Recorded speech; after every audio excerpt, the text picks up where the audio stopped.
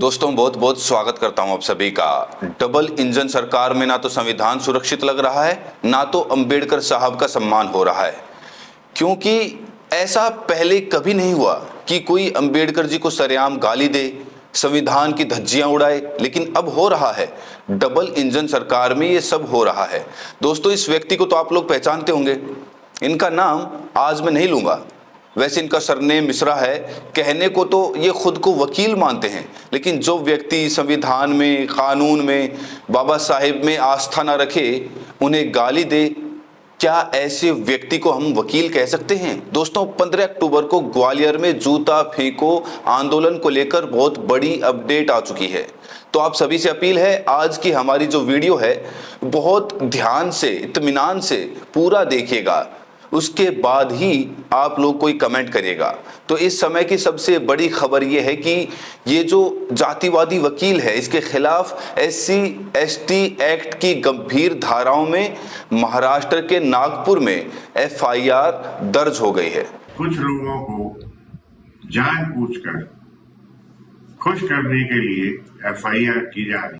दोस्तों SC/ST act जो है बहुत खतरनाक कानून पहले माना जाता था, लेकिन आज इसका कैसे दुरुपयोग हो रहा है आज इस वीडियो में मैं आपको बताऊंगा। लेकिन सबसे पहले आप ये FIR की कॉपी देखिए मिश्रा के खिलाफ। यहाँ पर देखिए किस तरीके से गंभीर धाराओं में, BNS की धाराओं में केस दर्ज किया गया है। दोस्तों सोचिए, पहले SC/ST एक्ट के खिलाफ जब FIR दर्ज होती थी तो लोग कांपते थे, लेकिन मिश्रा ने किस तरीके से हेकड़ी दिखाई है, उसका एक वीडियो इस समय वायरल हो रहा है। मिश्रा इस वीडियो में कह रहा है कि उसका लक्ष्य है अंबेडकर को, आरक्षण को खत्म करना और सनातन की स्थापना करना। 3 लक्ष्य हैं मिश्रा के, और तीनों लक्ष्य संविधान, लोकतंत्र के खिलाफ हैं। जरा देखिए मिश्रा की सोच कैसी है। क्या ये देशद्रोही की श्रेणी में नहीं आता? देखिए, जो 3 निशाने हमारे हैं, 3 लक्ष्य हैं। सर्वप्रथम अम्बेडकर को खत्म करना, द्वितीय आरक्षण को खत्म करना, और तृतीय सनातन की स्थापना इस भारत में करना। उनको हम पूर्ण कर पाएंगे, और इन चीजों से आप बिल्कुल घबराएं नहीं। आप मुझे बस साहस दें, सहयोग दें। मैं 100% आपके साथ खड़ा हूं, और बाकी सब ईश्वर पर छोड़ता हूं, क्योंकि वही सनातन की रक्षा करेगा। और इसीलिए हम आगे बढ़ते जाएंगे, और बहुत शीघ्र इन तीनों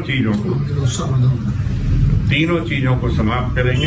आप बस मेरे उत्साह को आगे बढ़ाते जाएं, यही मेरा आपसे निवेदन है। दोस्तों ये मुद्दा कितना गंभीर है, इसका अंदाजा इस बात से आप लगा सकते हैं कि मिश्रा को हर रोज करोड़ों लोग गाली दे रहे हैं। करोड़ों लोग। देश में इकलौता ऐसा व्यक्ति है जो स्वर्ण समाज को भी बदनाम कर रहा है, क्योंकि स्वर्ण समाज के लोग सब लोग बुरे नहीं हैं। बहुत सारे लोग आस्था रखते हैं संविधान में, लोकतंत्र में, लेकिन ये मिश्रा पता नहीं क्या चाहता है, पता नहीं इसके सर पर किसका हाथ है। अरे मोहन यादव सरकार क्या कर रही है? मोहन यादव सरकार से मैं सवाल पूछना चाहता हूं, आखिर मोहन यादव सरकार ऐसे जातिवादी वकील के खिलाफ कार्रवाई क्यों नहीं कर रही है? क्या मजबूरी है डबल इंजन सरकार की? क्योंकि ये जातिवादी वकील SC/ST एक्ट से नहीं डर रहा है। ये कह रहा है कि SC/ST एक्ट जो है हमारे लिए मेडल की तरह है, जितना FIR करवाना है करवाओ, हम किसी से डरने वाले नहीं हैं, क्योंकि हमें तो और मौके मिलेंगे। मतलब किसी को आप गाली दो, देशद्रोही बोलो, बाबा साहेब को देशद्रोही बताओ और कहो कि उनका अपमान ही नहीं हुआ। याद है आपको CJI BR गवई पर राकेश किशोर ने जूता फेंका था, तो कहा था मैंने ये जूता नहीं फेंका है, मुझसे परमात्मा ने ये सब कराया है। ये सब मानसिक बीमार हैं। इनकी मानसिक स्थिति दोस्तों सही नहीं लग रही है। ऐसा लगता है ये लोग मेंटल ट्रॉमा से गुजर रहे हैं। इनका दिमाग काम करना एकदम बंद हो चुका है। दोस्तों क्या आपको गाजीपुर की वो खबर याद है जहां एक बच्चे को पुलिस ने अधिरक्षा में ले लिया? ये तस्वीर देखिए, इस बच्चे ने सिर्फ स्केचिंग कर दी थी, बाबा साहेब की तस्वीर पर स्केचिंग कर दी थी। इस बच्चे का नाम जय निषाद राज है, और उसके बाद इसे अभिरक्षा में ले लिया गया। अभिरक्षा मतलब गिरफ्तार नहीं किया गया है, बाल सुधार गृह में ऐसे लोगों को भेजा जाता है जो लोग नाबालिग होते हैं, 18 वर्ष से जो लोग कम होते हैं। बताइए इस बच्चे ने कितना बड़ा गुनाह किया। देखिए दोस्तों, आप तय करिए, इस बच्चे ने सिर्फ स्केचिंग कर दी थी, बाबा साहेब की तस्वीर थोड़ी खराब कर दी थी। हालांकि उसे नहीं करना चाहिए, बच्चा है तो उसे समझाया भी जा सकता था। यहाँ लोग जहर उगल रहे हैं, आग उगल रहे हैं बाबा साहेब के खिलाफ, लेकिन ऐसे जातिवादी लोगों के खिलाफ पुलिस कोई कार्रवाई नहीं करती। शुक्र है इस बच्चे के खिलाफ SC/ST एक्ट नहीं लगाया गया, ये अच्छी बात है। उसे चेतावनी दी गई कि बच्चा ऐसा नहीं करना चाहिए।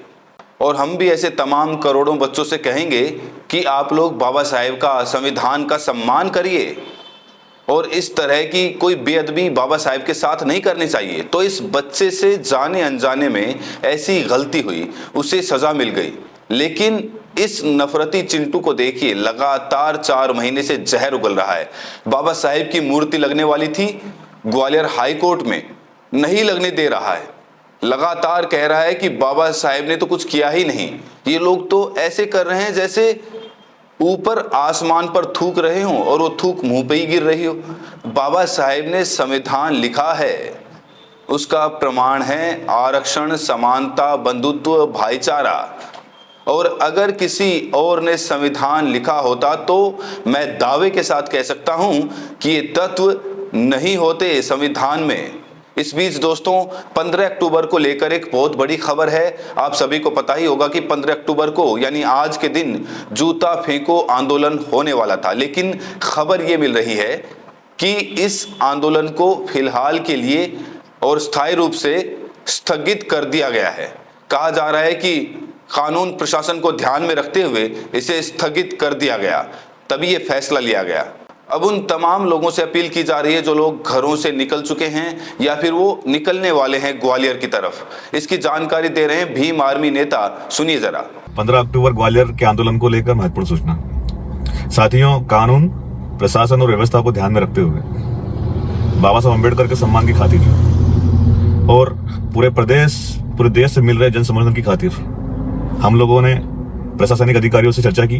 हमारी पूरी टीम ने, हमारे भीम आर्मी की आजाद समाज पार्टी, OBC महासभा और तमाम जो सहयोगी संगठन जिन्होंने समर्थन दिया, उन सभी संगठनों के प्रमुख साथियों से चर्चा कर, गहन मंथन कर ग्वालियर और पूरे क्षेत्र में शांति के लिए हम लोगों ने इस आंदोलन को स्थगित करने का अस्थायी रूप से प्लान बनाया है। ये आंदोलन अस्थायी रूप से स्थगित हम लोग कर रहे हैं और प्रशासन से चर्चा हुई तो इसमें जो मांगे हैं कि बाबा साहब अम्बेडकर के ऊपर जिस वकील ने अभद्र टिप्पणी की है उसके ऊपर एट्रोसिटी एक्ट लगाया जाएगा।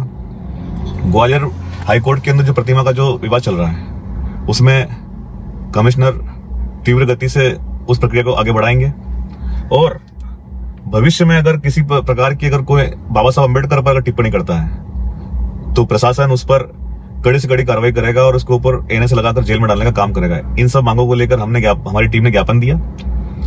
तो साथियों, आप सभी साथियों के सवाल थे, तो जितने भी जो साथी हैं जो जहां से निकले हैं, आप सभी लोग अपने अपने घर पहुंचे और जो नहीं निकले वो घर से नहीं निकले। सभी साथी शांति बनाए रखें। मैं भी ऑन द वे था।